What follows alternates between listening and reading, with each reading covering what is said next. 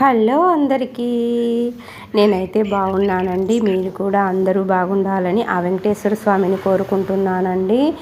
ఈరోజైతే నేను ఒక వ్లాగ్ చేస్తున్నానండి, ఆఫ్టర్నూన్ వ్లాగ్ అండి. చూడండి, ప్లీజ్ ఒక రిక్వెస్ట్ అండి, నా ఛానల్ని ఇంకా ఎవరైనా సబ్స్క్రైబ్ చేసుకోకపోతే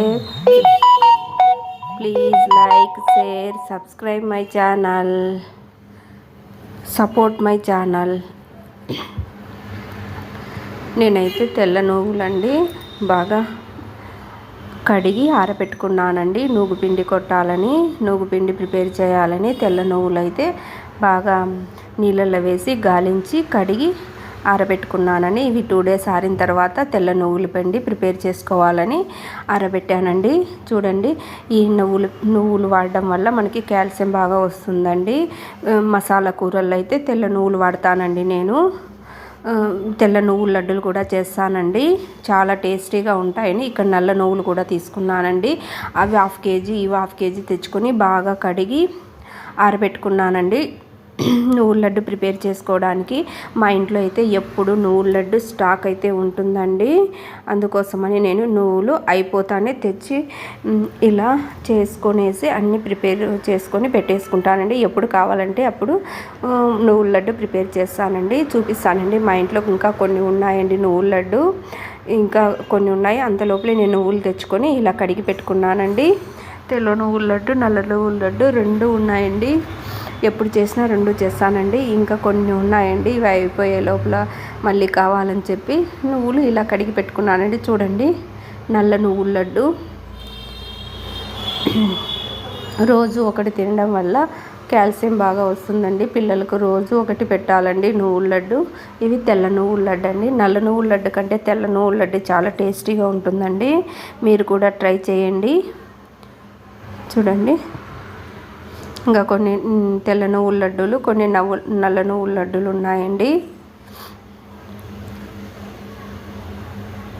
బయట కొనుక్కోవడం కంటే ఇలా ఇంట్లోనే చేసుకుంటే చాలా టేస్టీగా ఉంటాయి కదండి. ఇంకా మధ్యాహ్నం అవుతుంది కదండి, లంచ్ కోసమని బియ్యం కడిగి పెట్టుకున్నానండి. చూడండి, బియ్యం అయితే కడిగేసి పెట్టుకున్నాను. ఇంకా ఎసురు పెట్టేసి స్టవ్ మీద అన్నం అయితే వండేయాలండి. అదే స్టవ్ మీద సాల్ట్ వేసి కొద్దిగా ఒక గ్లాస్కి 2.5 గ్లాస్ వాటర్ పోసి మరిగించానండి. మరిగించిన తర్వాత అందులో బియ్యం పోసానండి. ఇంకా రైస్ అయితే అవుతుందండి. చూడండి, బియ్యం వేసేసాను. ఇంకా కలియబెట్టేసి మూత పెట్టేయాలండి. ఇంకా అన్నం అయితే అవుతుంది. ఇంకా మామిడికాయ కొయ్యటాకు పెట్టి పప్పు చేయడానికి మామిడికాయ తీసుకున్నానండి. మామిడికాయ, కొయ్యటాకు, ఎండుమిర్చి, ఆనియన్ కట్ చేసుకున్నానండి. ఇక్కడ చూడండి, కందిపప్పు తీసుకున్నాను. ఇప్పుడైతే కొయ్యటాకు పప్పు చేయాలండి. అన్నం అయితే అయిపోయిందండి. చూడండి, అన్నం అయితే అయ్యింది. ఇంకా పప్పుకి స్టార్ట్ చేయాలండి. కొయ్యటాకు మామిడికాయ పప్పు చాలా టేస్టీగా ఉంటుందండి. ఇంకా ఎండల కాలం వస్తే ఈ వేసవిలో కొయ్యటాకు పెట్టి పప్పు చేస్తే చాలా టేస్టీగా ఉంటుందండి. అన్నీ కడిగేసి పెట్టేశానండి. చూడండి, విజిల్ అయితే వచ్చేస్తుంది. చూడండి, ఒక 3 విజిల్స్ వస్తానే ఆఫ్ చేస్తానండి. ఇంకా కొద్దిసేపు శాఖ మీద ఉడుకుతుంది.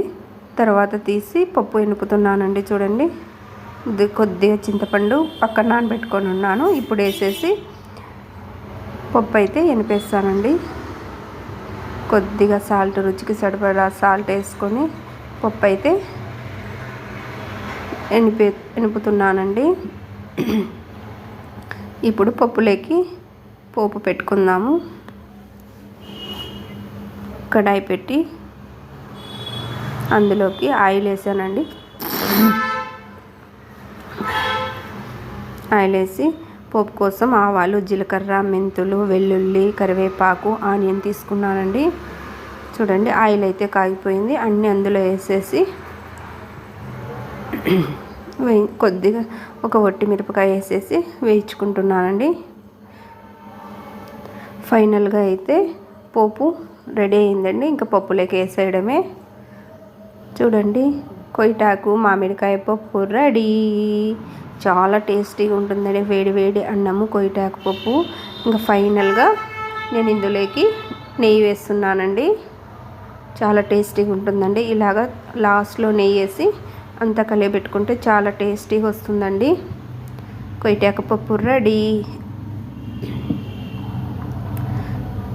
ఈరోజైతే మా ఇంట్లో రైసు, కొయ్యటాకు మామిడికాయ పెట్టిన పప్పు,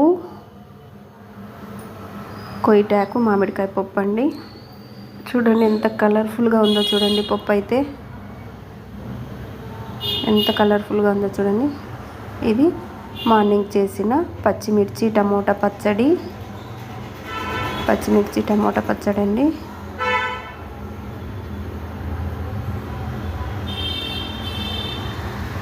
పెరుగు, తెల్లని పెరుగు అండి.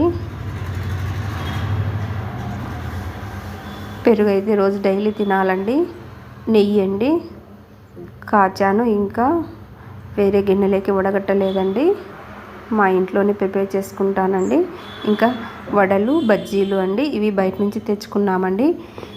నా వీడియో కనుక నచ్చినట్లయితే please like, share, subscribe my channel. Thank you. Bye.